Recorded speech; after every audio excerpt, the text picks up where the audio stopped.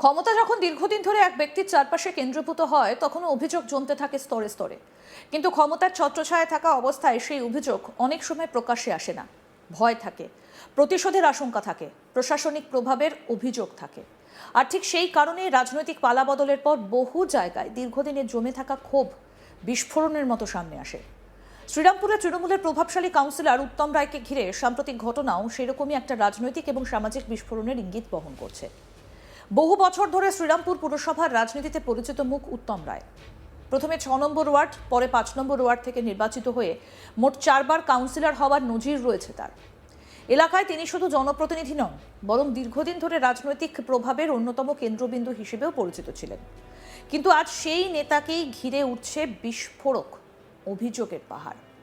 শ্রীরামপুর পুরসভার সামনে সম্প্রতি যে বিক্ষোভ দেখা গেল তা নিছক কোনো রাজনৈতিক কর্মসূচি নয়, বহু মানুষের দাবি, বছরের পর বছর ধরে জমে থাকা ক্ষোভের বহিঃপ্রকাশ এটা।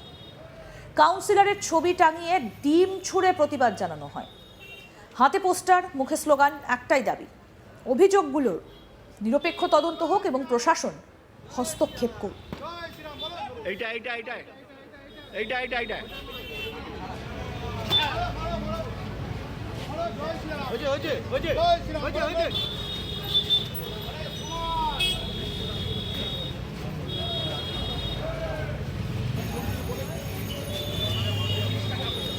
আমি কিছু বলি। হ্যাঁ, ডিমগুলো তুমি সোজা। বিক্ষোভকারীদের অভিযোগ অত্যন্ত গুরুতর।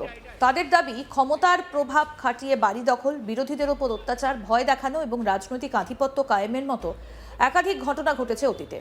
যদিও এই অভিযোগগুলোর সত্যতা এখনও আদালত বা তদন্তকারী সংস্থা দ্বারা প্রমাণিত নয়, তবুও সাধারণ মানুষের একাংশের ক্ষোভ যে তীব্র তা এই বিক্ষোভ স্পষ্ট করে দিয়েছে। সবচেয়ে বেশি আলোড়ন ফেলেছে সম্পত্তি সংক্রান্ত অভিযোগ। বিক্ষোভকারীদের দাবি, কয়েক বছরের মধ্যে বিপুল সম্পত্তির মালিক হয়ে উঠেছেন ওই কাউন্সিলর। অভিযোগ উঠেছে দার্জিলিং, দীঘা সহ বিভিন্ন জায়গায় তার বিলাসবহুল হোটেল, অনুষ্ঠান বাড়ি এবং একাধিক প্রাসাদোপম বাড়ি রয়েছে।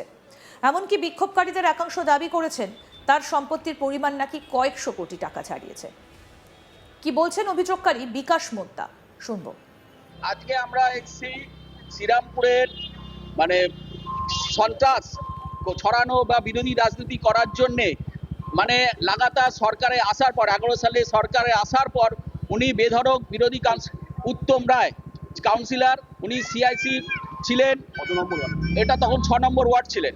আমাদের দিয়ার লেখা থেকে বামপন্থী হোক যে কোনো দলেরই রাজনীতিবিদদের তাদের মারতেন, মানে 20 থেকে একদম 60-70 বছর ওনার ইচ্ছা মতন মনে হলো, ওকে দেখলাম যে উনি রাজনীতি করে, বিরোধী রাজনীতি করে, মারতে আরম্ভ করলো। মানে 20-25টা ছেলে নিয়ে মানে সন্ত্রাস সৃষ্টি করে। রাজা কিশোরলাল বসে এটাকেও মনে হয় কদিন পরে উনি যে থাকতেন এই ইটগুলোকেও মনে হয় বেঁচে দিতেন মনে হয়। উনি যে ধরনের ত্রাস, ওনার তো এখানে তো বহু প্রাসাদ তৈরি করে রেখে দিয়েছে শ্রীরামপুরে বৌদ্ধবাড়ি। আমরা দেখলাম ফেসবুকে চত্বরে দেখলাম, সাধারণ মানুষ হিসাবে বলছি যে এনাদের আমরা জনগণের সামনে সারা রাজ্যে যা ঘটনা ঘটছে, যে কাউন্সিলর বলুন, এমএলএ বলুন, যা দৈত্য তৈরি হয়েছে, উনি দেখুন না, আমাকে মেরে আজকে দেখাচ্ছি আমি, আমাকে মেরে দাঁত ভেঙে দিয়েছিল ওই 13 সালেতে।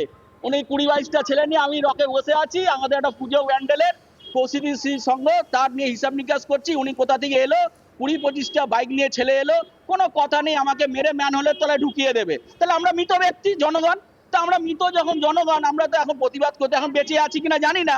উনি মেরে ঢুকিয়ে মানে ম্যানহোলে ঢুকিয়ে দেবে বলেছিল, যাক বেঁচে আছি। উনি আমার পিঠে এখনো পর্যন্ত, আজও পর্যন্ত চুলকায়। না, সেই সময় থানায় অভিযোগ করতে গেছি, আমি এক সাব ইন্সপেক্টরের কথা বললাম থানায় গিয়ে, তখন উনি বললো যে দেখো, ওনার নাম হচ্ছে, থানাতে নাম দিয়েছিল কালো সোনা, উনি নাকি প্রচুর সোনা পরে ভালোবাসে, মহিলারা সোনা পরে, কিন্তু পুরুষ মানুষ এত সোনা পরে, এখানে ছবিতেও দেখছি কত সোনা পরে আছে। হ্যাঁ, ওনার সোনার খুব শখ, সোনা কোথা থেকে এলো আমরা জানি না, আমরা জিজ্ঞেস করবেন। তো সোনা, কালো সোনা বলে শ্রীরামপুরের লোক নাকি জানতো, থানায় নাকি জানতো, বললো কালো সোনা আপনাকে সোনার কেস দিয়ে দেবে। আপনার ওনার শরীরে 10-15 ভরি সোনা আছে, বলবে আমার চেন নিয়ে নিয়েছে, হাতের কি ব্রেসলেট নাকি আমরা জানি না, সব পড়িও না, আমাদের সোনা গয়না নেই। তো বললো সোনার কেস দিয়ে আপনাকে শুধু শুধু জেল খাটাবে। ওনারা সবে পাওয়ারে এসেছে, প্রচুর ক্ষমতা, আমরা সব জানি দাদা, আপনারা এটা করবেন না, আপনি নাহলে আপনাকে শুধু শুধু আপনাকে ভালো সম্পর্ক, আপনাকে জেলে নিয়ে গিয়ে আমাকে লকআপ করতে হবে। আমি বামপন্থী রাজনীতি আজও করি, এখনো করছেন? হ্যাঁ, এখনো করি বামপন্থী রাজনীতি। আপনারা কি চাইছেন? এই যে পোস্টার দিয়ে দেখলাম পৌরসভার সামনে, আমরা সারা রাজ্যে যা ঘটনা ঘটছে, মন্ত্রী থেকে একদম পঞ্চায়েত সদস্য প্রধান থেকে যা ঘটনা ঘটছে চুরি দুর্নীতির জন্য প্রশাসনের নজরে আনছি। এখানে যে যারা বিধায়ক হয়েছে, চাপদানি বিধায়ক দিলীপ সিং মহাশয়কে আবেদন করছি, ভাস্কর মহাশয়কে, উনি ভাস্কর বাবুকেও ফেলে মেরেছিলেন শ্যামাপ্রসাদ মুখার্জির জন্মদিনে মাল্যদানেতে। উনি জানে, ওনারা সম্পর্কে সব ওনারা জানে। আপনারা ওনারা প্রশাসনকেও, শ্রীরামপুর থানাকেও বলবো, উনিও খুব ভালো মানুষ যে এসছেন আইসি বাবু, হ্যাঁ, ওনার সাথেও কথা বলেছি, এনাদের যথাযথ শাস্তি যেন হয়। এখন অভিযোগ করেছেন? অভিযোগ উনি করেছেন। তবে এই দাবিগুলোর পক্ষে এখনো পর্যন্ত কোনো সরকারি নথি বা তদন্তের ফল প্রকাশ্যে আসেনি। তবে রাজনৈতিকভাবে এই অভিযোগগুলোর গুরুত্ব অনেক, কারণ রাজ্যের সাম্প্রতিক রাজনৈতিক পরিস্থিতিতে দুর্নীতি, সম্পত্তি বৃদ্ধি এবং ক্ষমতার অপব্যবহারের প্রশ্নই এখন জন আলোচনার কেন্দ্রে। আরও চাঞ্চল্যকর অভিযোগ হলো ব্যক্তিগত জীবনকে ঘিরে। বিক্ষোভকারীদের দাবি, উত্তম রায়ের একাধিক স্ত্রী রয়েছে এবং তার জীবনযাত্রা কোনো সাধারণ জনপ্রতিনিধির সঙ্গে মেলে না। যদিও এই দাবিগুলোর কোনো সরকারি বা আইনি সত্যতা এখনও প্রতিষ্ঠিত হয়নি, তবুও জনতার মধ্যে যে ক্ষোভ এবং কৌতূহল তৈরি হয়েছে তা অস্বীকার করার উপায় নেই। অভিযোগকারী সুমন বণিক কি বলছেন শুনবো। আমার এই মল্লিকপাড়ায় উত্তম রায় যখন এখানকার কাউন্সিলর ছিল, এখানে আমার একটি চেম্বার আছে এবং রক্ত পরীক্ষা সেন্টার আছে। উত্তম রায়, যেহেতু আমি একটি বিরোধী দল করতাম, তো উত্তম রায় আমাকে ফেলে পিটিয়েছিল, আমাকে আর আমার কাকাকে। আমি বিজেপি দল করতাম। তো উত্তম রায় ফেলে পিটিয়েছিল, আমার দোকান ভাঙচুর করেছিল, আমার সাইনবোর্ড ভেঙেছে এবং আমি থানায় ডায়েরি করেছিলাম। আমার বাড়িতে ছেলে পাঠিয়ে আমাকে তুলে এনে রাত 8টার সময় সে ডায়েরি তোলায়। তখন হচ্ছে প্রিয়ব্রত বক্সি ছিল থানার আইসি এবং রাজনারায়ণ মুখার্জি ছিল এসডিপিও, তখন এসডিপিও ছিল শ্রীরামপুরে। এটা 12-13 সালে।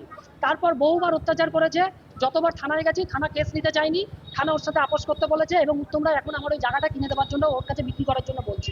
এর আগে পাখির খাঁচা করে একজনের বাড়ি দখল করে ফেলেছে, একজনের বাড়ির সামনে, ওখানে সুইমিং পুল করেছে। আর আমার দোকানের মধ্যে কি করতো, পুটিং লাগিয়ে দিত। ওই জায়গাটা আমাদের কেনা, পুটিং লাগিয়ে দিত, হয় তালাগুলো আমায় কাটতে হতো, না হলে পরে ওই এক একটা পুটিং পরিষ্কার করে তারা দিয়ে করতো অনেক। পৌরপ্রধান গিরিধারী সাহা কি বলছেন শুনবো।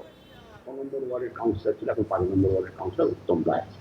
তার বিরুদ্ধে পৌরসভার সামনে বিক্ষোভ দেখালো দুজন এবং তাদের অভিযোগ যে বিভিন্ন তাকে অত্যাচার করা হয়েছে, মারধর করা হয়েছে সেই সময় 2013 সালে। হ্যাঁ, বিভিন্ন জায়গায় অভিযোগ জানিয়েও তাদের কোনো কাজ হচ্ছে না। তারা আজকে পৌরসভার সামনে বিক্ষোভ দেখাচ্ছে এবং তৃণমূলেরই কাউন্সিলর। কি বলবে? দেখুন, তৃণমূলক যে আইনের ঊর্ধ্বে কেউ নয়। আমার কাছেই তো অভিযোগটা আসে লিখিতভাবে, নিশ্চয়ই আমরা ডিপার্টমেন্টে এনকোয়ারি বা বিভিন্ন যা এনকোয়ারি প্রসেস আছে সেই এনকোয়ারি অনুযায়ী নেব এবং নিশ্চয়ই যদি অন্যায় তার বিরুদ্ধে, অন্যায় কখনো কারোর সঙ্গে আপোষ করবে না এবং তিনি যেই থাকুন না কেন তার বিরুদ্ধে অবশ্যই আমরা পেলে আমরা নিশ্চয়ই অ্যাকশন নেব। আরও আপডেট পেতে দেখতে থাকুন আজ তাক বাংলা, সাবস্ক্রাইব করুন।